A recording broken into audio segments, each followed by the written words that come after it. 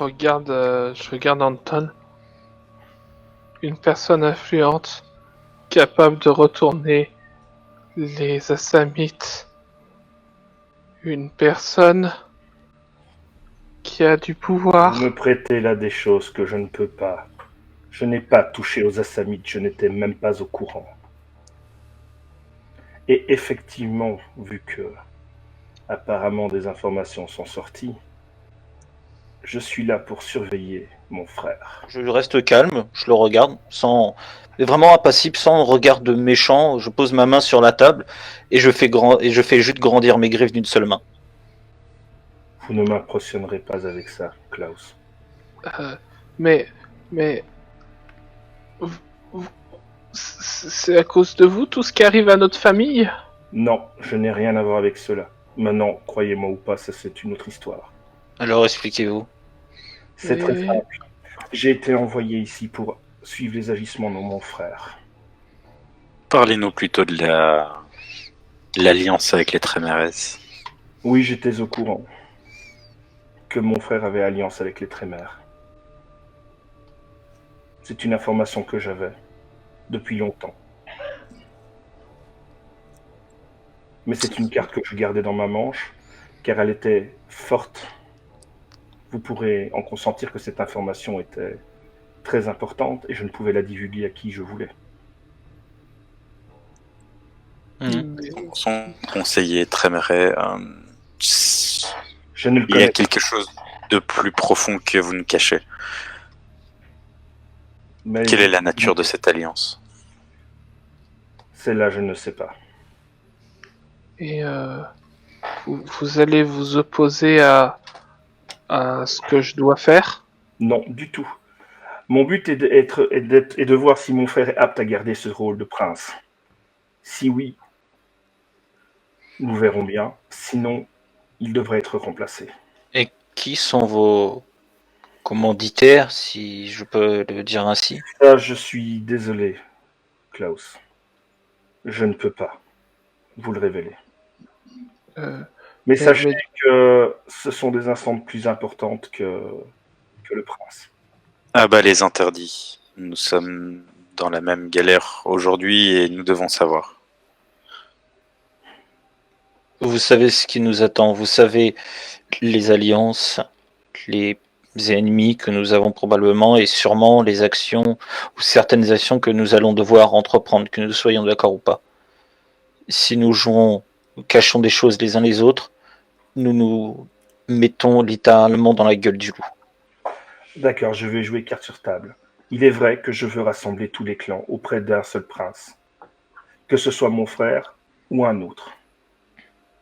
Mon but n'est pas de tenir le pouvoir à mon frère s'il n'en est pas capable. Tu me vois acquiescer de la tête à tes paroles. La personne qui m'a envoyé n'est autre que mon sire. Et il a un nom, ce sire? Oui, il a un nom. Le donc Sir Ventru qui est en poste en Angleterre. En Angleterre. Mais voilà, vous n'avez pas besoin de connaître son nom. Et que reproche votre sire à votre frère? À son propre enfant, oui. Justement, ce qu'il reproche, c'est les griefs qui sont arrivés jusqu'à ses oreilles, sur sa gouvernance, qu'il ne se fait pas au mieux. Et bien sûr, comme vous le savez, comme c'est son enfant, les répercussions peuvent se retourner sur son sire. Uniquement de l'ingérence? N'y a-t-il pas autre chose? En tout cas, ce n'est absolument rien d'autre que de l'ingérence que mon sire m'a chargé de gérer. Après, moi, j'avoue que j'ai avancé des pions pour que la succession du prince, en cas de besoin, soit assurée, avec l'alliance des clans. C'est pour ça que cette alliance était importante avec Alix, puisqu'elle voulait rassembler les clans, et que je l'ai soutenue. Oui, enfin, Alix, a priori... Et pour la première fois, je fais un signe de croix, mais malheureusement plus. Oui, comme vous le dites, malheureusement.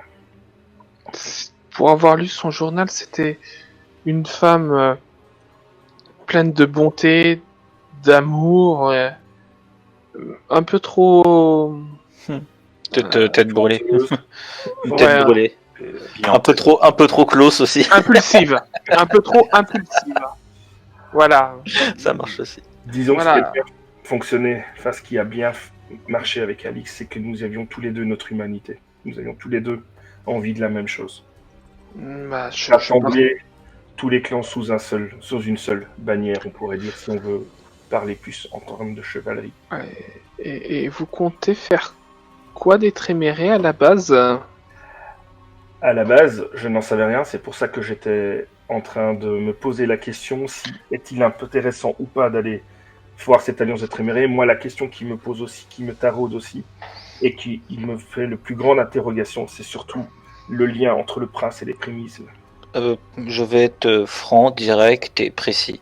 Le problème que nous ayons, c'est que après le possible victoire sur les prémices et les liens qu'ils occupent avec le prince, tout ça, c'était de savoir avec l'alliance que nous avons faite avec les Trémères, plus ou moins ayant la main un peu forcée par le prince, c'était le seul problème.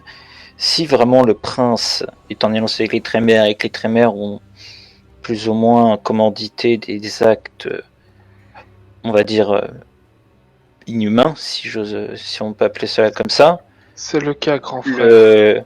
le problème est tout simplement réglé. Nous annihilons les prémices, les Trémères, et malgré le prince, malgré les possibles choses qu'il est à son crédit, nous le remplaçons par quelqu'un d'humain, si je puis dire ça comme ça. Le seul problème, c'est que pour l'instant, nous n'avons que des suspicions, des bouts d'informations qu'on lit nous-mêmes. Nous n'avons rien que je puisse apporter de fait avéré ou de vision qui pourrait permettre Donc avant de d'annoncer ce genre de... vous vouliez me dire par là qu'avant de faire quoi que ce soit, vous deviez, en fait, c'est votre sire qui viendrait lui-même faire le ménage. Ça, je ne sais pas. Je dois recueillir des informations, et les informations après seront utilisées par le sire, qui lui a certainement ses obligations qui sont à lui. Donc je ne suis pas au courant. Vous savez bien que les sires ne nous donnent pas toutes les informations. Ouais. Enfin, sauf quand ils ont disparu. Oui, voilà, ça vous n'en avez plus du tout. Pourquoi nous avoir caché cette alliance? Je ne comprends pas. Pourquoi? Qui me dit que vous n'êtes pas à la solde du prince? Moi, je suis à la solde de mon prince. Oui, mais j'en ai aucune preuve. Donc là, maintenant que je suis découvert, autant Si jouer je suis- carte sur table. Mais Si la solde du prince, je suis déjà au courant de cette information. Pourquoi nous l'avoir cachée? Comme j'ai dit, je ne savais pas qui était avec ou contre. je me rapproche de Hastings et je lui pose une main sur la sienne. Je le regarde droit dans les yeux. Moi, je veux vous aider à allier tous les clans ensemble, mais par contre, je ne peux pas accepter ce que les Trémères font au Gangrel, au Simicé et au Nosferatu. Il faudra d'abord vérifier cette information, qu'elle soit bien sûre et certaine. Je n'en ai aucune par rapport à ça. Je sais juste qu'il y a une alliance entre le prince, les Trémères, et la deuxième information que je peux vous dire, je joue double jeu avec le prince. Nous avons fait semblant d'être ennemis, mais en fait je suis censé lui faire parvenir des informations. Ce que je fais bien sûr avec parcimonie et des informations qui ne donnent lieu à aucun... En fait, t'es même pas un agent, t'es un agent triple, quoi. Par contre, j'ai juste... Depuis que je l'écoute, je retire ma main de la table et elle redevient, on va dire, humaine. Son discours m'a un peu apaisé. Son discours de rassemblement, voilà quoi, de faire payer les prémices, les possibles Trémères, et de mettre quelqu'un de plus authentique à la place possiblement à la place du prince. Le souci, cher Hastings, c'est que je sais de sources sûres que les trois clans que j'ai cités avant sont transformés en ce que les Trémères appellent des gargouilles.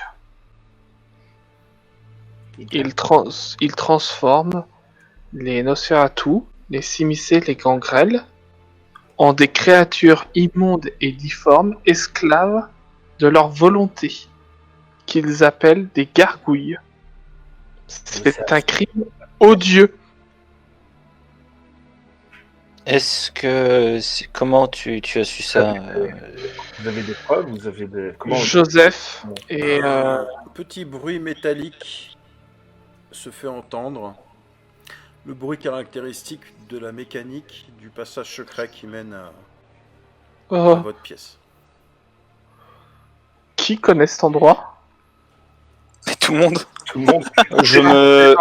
En entendant la porte, ni une ni deux, parce que la dernière fois qu'on a eu une visite comme ça, elle était discrète, mais c'était le petit malcavien que je ne supporte pas, comme tous les malcaviens d'ailleurs. Et donc je me lève et je vais directement voir, bien sûr sans être, je me jette pas sur la personne, parce que si c'est un envoyé, si c'est un émissaire du prince ou quoi que ce soit, j'ai pas envie de faire un incident. De toute façon on est dans un Elysium, mais je vais en première ligne si on ose dire ça comme ça. Tu te lèves et tu fais quelques pas en direction donc du panneau de pierre qui pivote. Je veux que la personne elle voit, le premier truc c'est mon visage qu'elle voit quoi. Fais attention, grand frère. Tu reconnais la nonne qui a apporté qui s'est saignée pour vous, qui rentre et elle semble toucher les parois et avancer à l'aveuglette. Je lui dis est-ce que ça va et puis je m'approche vers elle. T'entends tout simplement Je l'attrape dans mes bras et je regarde. Fais attention, grand frère. Sa capuche part en arrière et tu vois que ses yeux ont disparu. Il y a une membrane de peau sur ses yeux, sur sa bouche. Elle a le visage lisse. Il y a que les trous sur son nez qui est visible. Est-ce qu'elle a encore des oreilles? Non, justement. Elle en a plus. Oh mon dieu. Et elle est complètement désemparée. Tu vois Je sa mâchoire s'ouvre, mais il n'y a aucun. À part un. Je la prends dans mes bras. Ouais. C'est l'œuvre de vicissitude. Fais apportez-la moi, je vais. Je la pose sur la table. Tu entends effectivement qu'il y a un bruit de pas. Derrière. Une silhouette se présente.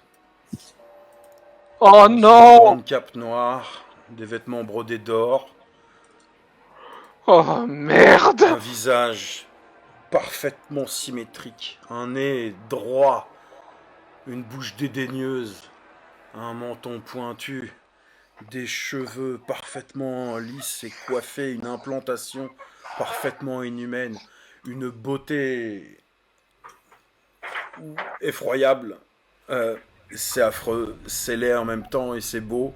Des yeux, on dirait des fines, c'est tout fin, des yeux disproportionnés.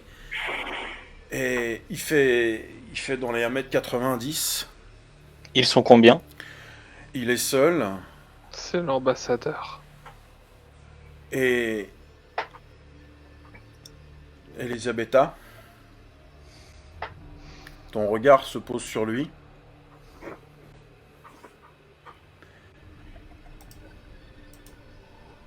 C'est lui. Assassin! Il penche la tête sur le côté. Ah, la jeune Fissenheim. Oh, une réunion de famille. À ce que je vois.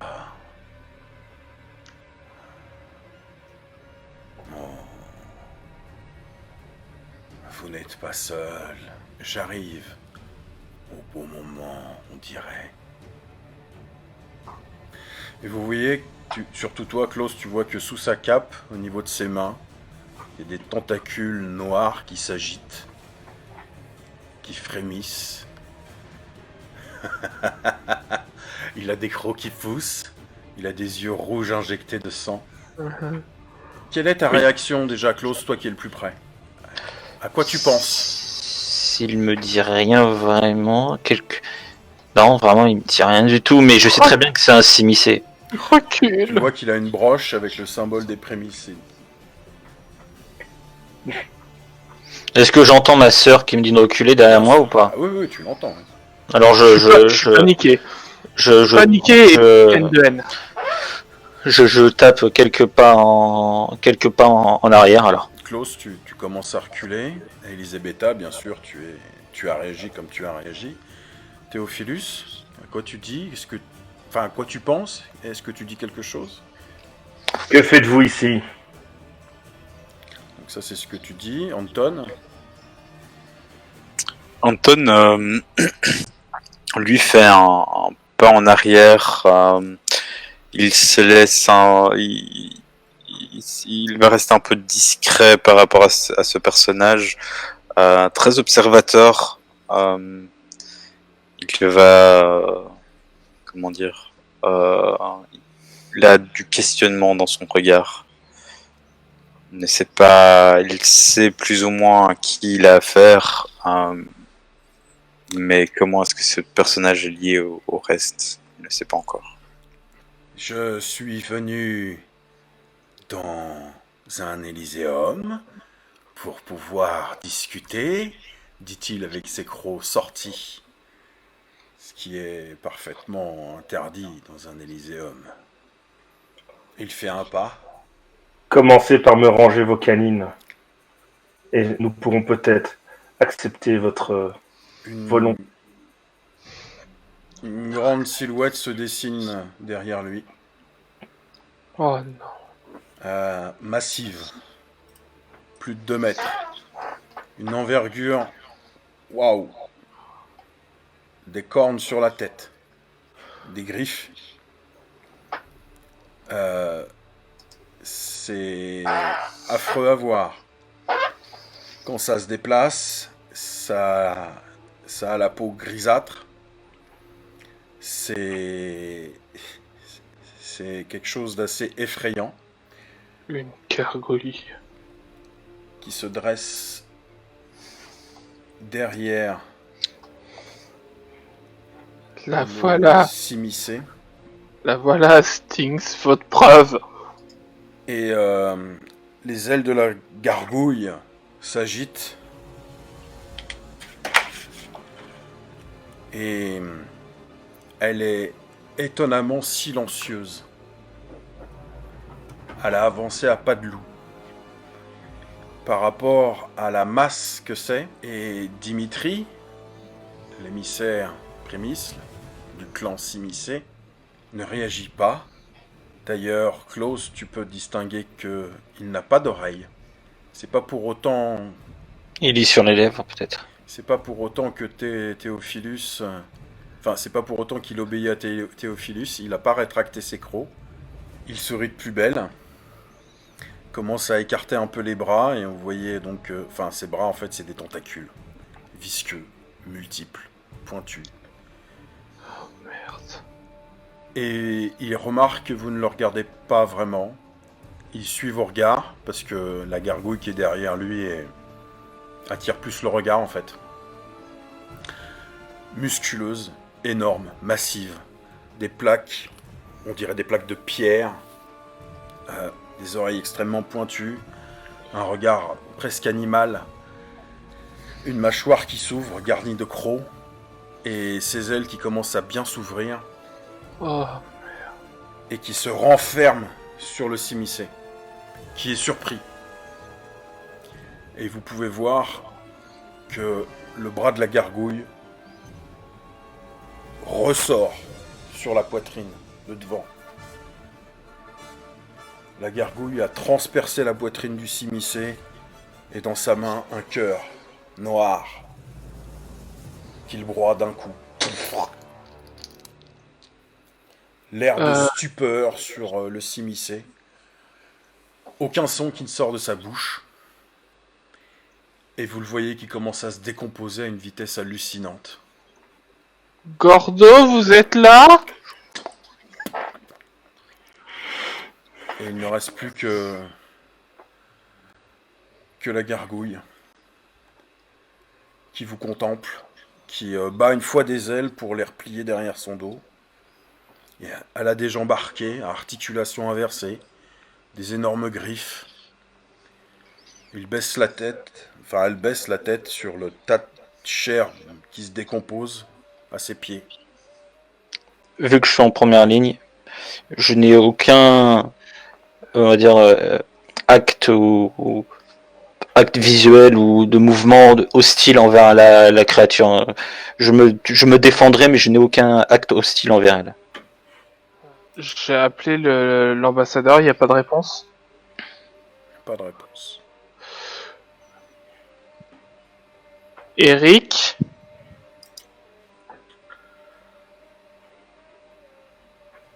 La gargouille tourne la tête vers toi.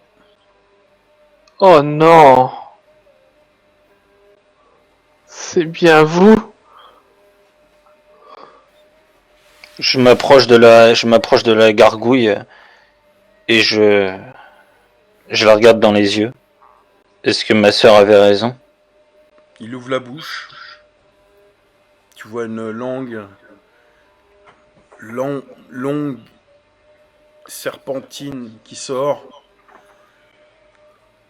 Et tu vois sa glotte qui commence à bouger, mais apparemment à part des sons gutturaux, il n'y a rien qui sort. Il pose une énorme patte sur ton épaule. J'ai peur, je le cache pas, mais je retiens ma respiration. C'est horrible. Il a l'air de nous comprendre, par contre. Je peux rien faire pour lui. Le contact avec sa peau est extrêmement froid. Pierreux. Klaus, tu penses que vous pourriez demander à celle-ci, c'est votre sire, comme il n'a pas l'air de pouvoir parler, si je peux regarder dans sa mémoire pour voir ce qui lui est arrivé. Mais je veux son autorisation, je ne le ferai pas s'il n'est pas d'accord. Il tourne la tête vers toi, Théophilus. Tu vois qu'il plisse un peu les yeux. Il vous regarde tous, un par un. Il regarde Anton. Il regarde Elisabetta. J'ai des larmes de sang. Il regarde Théophilus. Il regarde Klaus.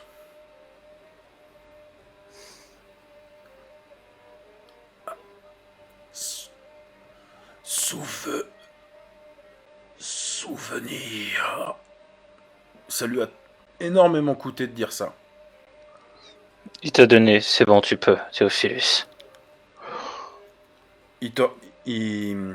La main sur l'épaule de Klaus glisse vers ton cou. Il pousse un grognement. Il te rapproche de lui. Il incline la tête. Tu réagis pas. Je me dégage. C'est le jeu, hein. La force est énorme chez une gargouille. Ah, tant pis, hein. C'est parti. Ouh, il y a des 1, mais il y a des 9. J'ai 5 succès avec mon point de volonté. Par contre, si je vois qu'il fait un geste de genre serrer la main sur le cou, je vais tenter ordre. Je dis bien si je vois qu'il y a un resserrage au niveau du cou et qu'il y a Klaus qui est en danger. Moi, je me prépare à me précipiter dessus, si jamais c'est le cas. Tout le monde retire son casque. Ça va pas durer longtemps, sauf Théophilus, s'il vous plaît. Tu te concentres sur ce que fait la gargouille. Ouais, Elle n'a pas sorti ses crocs. d'accord. Est-ce que la main, ça sert ou ça sert pas? Il n'utilise pas ses griffes pour avoir saisi Klaus. Elles ne Ok. sont pas enfoncées dans sa chair. Ok, donc tant que je ne vois pas de danger immédiat, je ne bouge pas. Ok. Mais sache que s'il y a une intention que je peux voir, je vais faire ordre sur lui. Moi, je stresse à mort. Eh, il va m'arracher la moitié du visage. Je crois que je le stresse pas.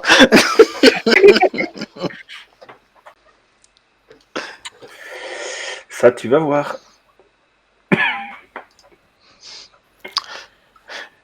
Mais là, il y a il Théophilus t'empoigne.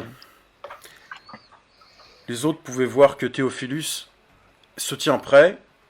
Il hésite. Et d'un geste, il colle ta tête, Klaus, contre son cou. Et ses grandes ailes se déploient et t'entourent. Grand frère! Vu que Et j'ai vous, échoué, et vous pouvez entendre clairement le son de la chair qui se déchire. Ok, je tente l'ordre. s'est enveloppé avec les... C'est une victime voulant éviter un contact visuel doit effectuer un jet de volonté. Et la difficulté, c'est ma manipulation plus intimidation, donc c'est-à-dire 7. 7. Oui. Donc plus 2 parce que c'est une gargouille. Donc je dois faire 9.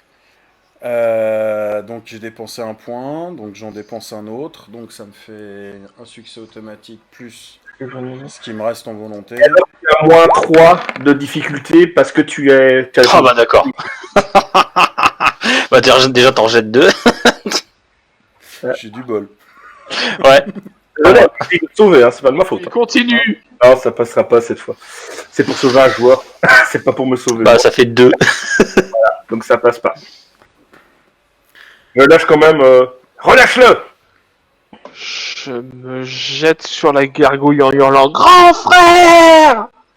Et c'est là que soudain, mes mains agrippent l'animal et je sens quelque chose en moi qui s'éveille. Et on va voir si j'arrive à faire craquer les os de la gargouille. En D'accord. gros, je veux lui péter les os au niveau des bras et des ailes. 2 succès. Donc tu lui infliges 2 dégâts. 2 dégâts, ouais, je lui pète... en gros, il y a ses os qui ressortent littéralement au niveau des ailes. Donc, Et les gars... tu peux faire gars... un jet d'encaissement. Hein. Leto. Ouais. Le but, c'est qu'elle puisse plus utiliser ses ailes. Il y a quand même un 10 qui passe. Voilà. 1, 2, 3. Ouais, j'encaisse tout là. Mais techniquement, les os sont brisés, non? Non, bah non, j'ai fait plus que toi. Parce que là, il a une gargouille, ça a force d'âme. Hein. Ça ne se brise pas. Il résiste. Fait chier. Ah oui. Par contre, ouais, tu t'es cramponné. Hein. Ah ouais, non, mais littéralement, là, je suis dessus. Anton, qu'est-ce que tu fais? Anton est en pleine pensée, il observe. Je n'agis pas sur la scène. Alors, ça nous fait donc 3 points de sang pour Klaus. Oui. Dis-moi, parce que moi j'ai rien touché sur ma fiche. Hein, Ah ouais. Bah, tu peux modifier tes points de sang. Voilà, 3. J'en ai perdu 3, c'est ça? T'en as gagné 3. Très bien, je les mets. Il est en train de presser ta mâchoire, quitte à la disloquer contre son cou. Et Elisabetta, tu peux voir que la gargouille est en train de s'offrir à ton frère. Du coup, je lâche prise et je tombe par terre en pleurs. De toute façon, on est d'accord que je peux rien faire là. Si tu es en pleine possession de tes moyens, tu sens l'étreinte de la gargouille qui faiblit un peu, mais ce que tu goûtes, c'est bien le sang d'Eric. Je la serre dans les bras et il y a des larmes qui coulent. Je fais rien. Je le laisse. Théophilus, qu'est-ce que tu fais? La gargouille commence à s'affaisser. Bah, si la gargouille s'affaisse, c'est que je ne sens pas que j'entends des os brisés ou autre.